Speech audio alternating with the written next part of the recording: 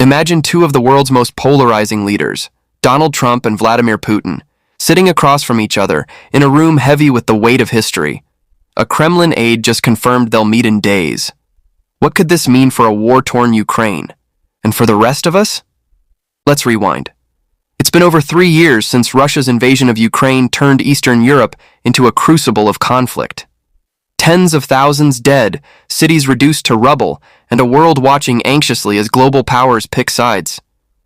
Donald Trump, now in his second term, has been vocal about ending this war, fast.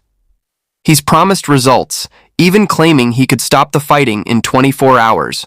Bold words, but so far, no ceasefire.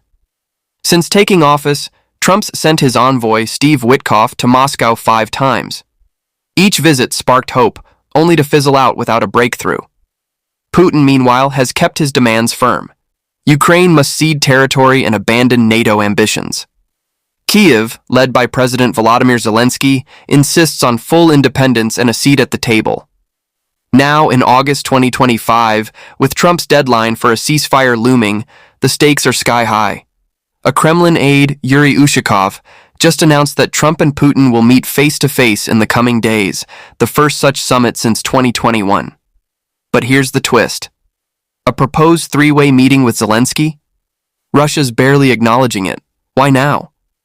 Trump's rhetoric has sharpened. He's slapped tariffs on countries like India for buying Russian oil and threatened even harsher sanctions if Russia doesn't budge by Friday. Is this meeting a last-ditch effort for peace or a power play? On August 7, 2025, Yuri Ushakov, Putin's foreign policy advisor, told Russian media that a Trump-Putin summit is locked in principle.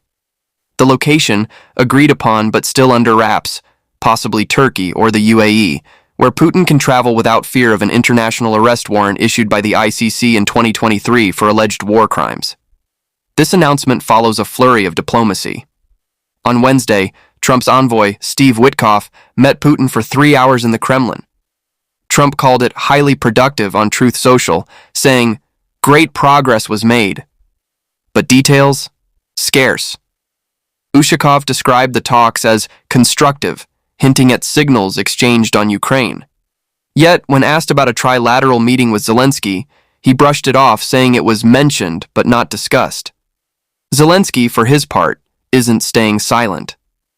On X, he wrote, "Ukraine is not afraid of meetings and expects the same brave approach from the Russian side. He's pushing for Europe's involvement, insisting any deal must include Kyiv and its allies."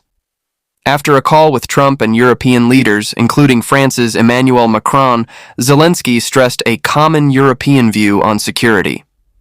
But Putin's response? Lukewarm at best.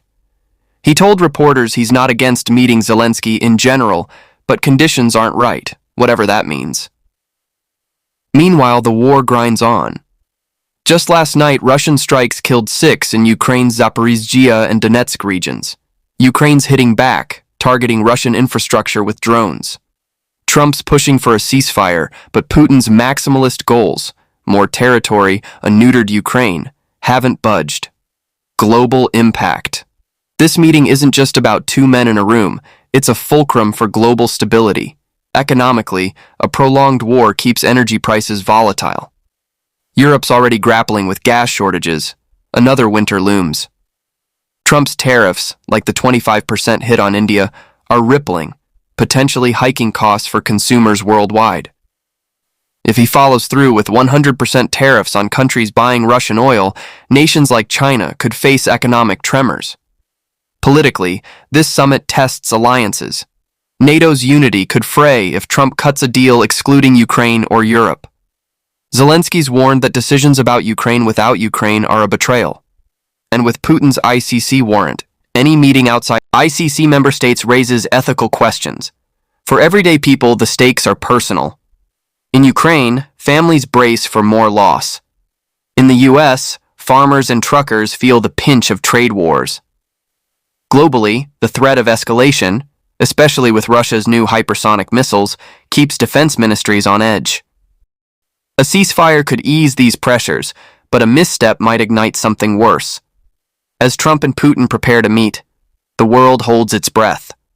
This isn't just diplomacy, It's a gamble with lives, borders, and the fragile threads of global order. Ukraine's resilience, Europe's resolve, and America's unpredictable pivot converge in this moment. Peace feels tantalizingly close, yet maddeningly out of reach. What do you think? Can two leaders with such different visions find common ground, or are we watching the prelude to a bigger storm? Share your thoughts below.